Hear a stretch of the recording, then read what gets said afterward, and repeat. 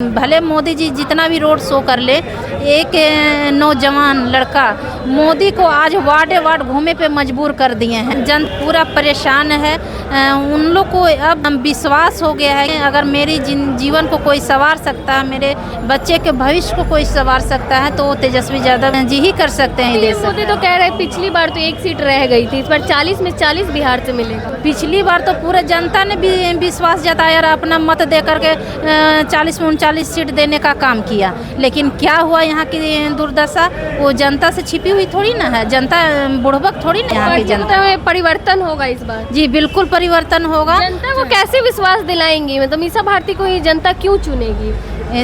इसलिए कि जनता के बीच में हमेशा मीसा दीदी रहने का काम की हैं, उनके सुख दुख में हमेशा खड़ा रही हैं, तो जनता को विश्वास। इसका हम पूछे भी, इसका वजह उन लोग बताएं कि जब से राम कृपाल जी को हम लोगों ने जिता कर भेजे, एक बार नहीं दो बार उन पर हम लोगों ने विश्वास जताया, और वो जीतने के बाद दोबारा वो अपने क्षेत्र में नहीं आते हैं। यहाँ पर सिर्फ वो भोज खाने आते हैं, उसके अलावा कोई काम नहीं है। फुलवारी शरीफ में है, यहाँ पे राजद का जो चुनाव कार्यालय है उसका उद्घाटन हुआ है। हमारे साथ राजद नेत्री पिंकी भारती जी हैं। पाटलिपुत्रा लोकसभा क्षेत्र के बारे में जानेंगे। 2-4 दिनों से घूम रही हैं पाटलिपुत्रा में, क्या लग रहा, माहौल क्या है? माहौल यहाँ पे बहुत अच्छा है। इस बार मीसा दीदी भारी मतों के साथ वो जीत रही हैं, क्योंकि पाटलिपुत्रा ये एक ऐसी धरती है जहाँ यहाँ की जो लोग हैं वो अब पूरा एकजुटता के साथ मीसा दीदी के साथ हैं।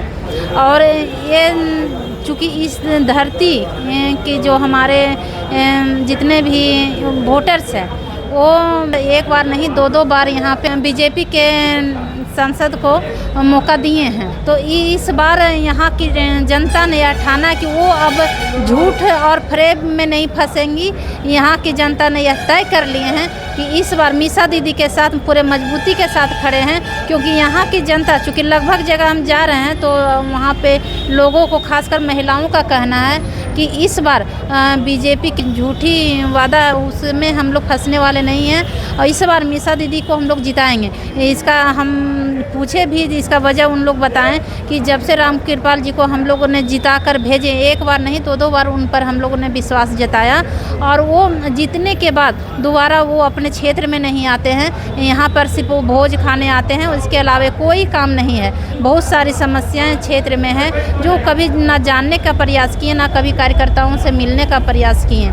तो मीसा दीदी में उन लोग को आस्था है, विश्वास है, और इसी आशा विश्वास के साथ इस बार मीसा दीदी को यहाँ से जिताने वाली है यहाँ की जनता। में परिवर्तन होगा इस बार। जी बिल्कुल परिवर्तन होगा। जनता को कैसे विश्वास दिलाएंगी, मतलब मीसा भारती को ही जनता क्यों चुनेगी?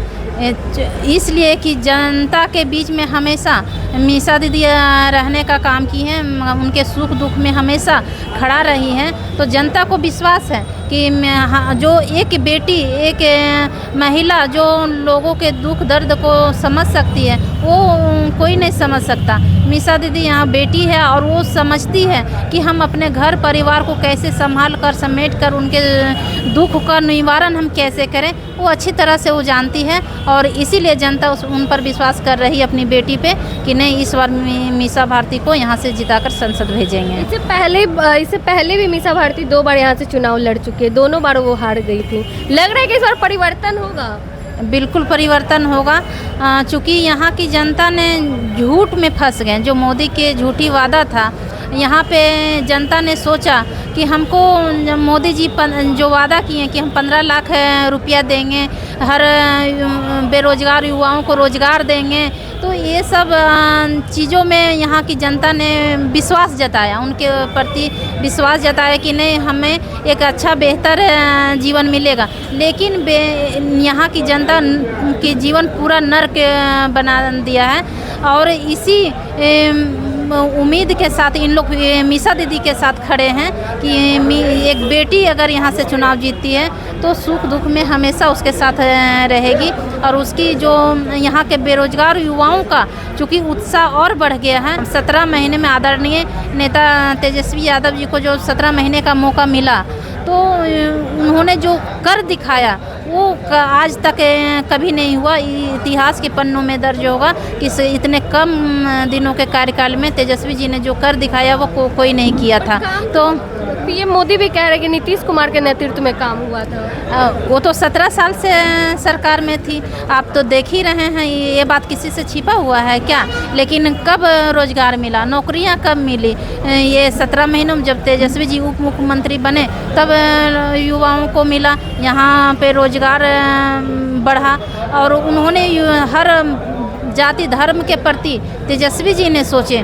सरकार तो पहले से थी तो कहाँ कुछ किए, लेकिन जब से सत्ता में तेजस्वी जी आए तो वही किए हैं। लगातार आप पाटलिपुत्र लोकसभा क्षेत्र में घूम रही हैं, बहुत दिनों से अलग अलग लोगों से मिल रही हैं। मुद्दे क्या थे जो मेन मुद्दे हैं जनता के? मुद्दा यही है जो देश का मुद्दा है, बेरोजगारी, महंगाई, भ्रष्टाचारी, ये सब जो चीज़ है जिससे जनता ने पूरा परेशान है।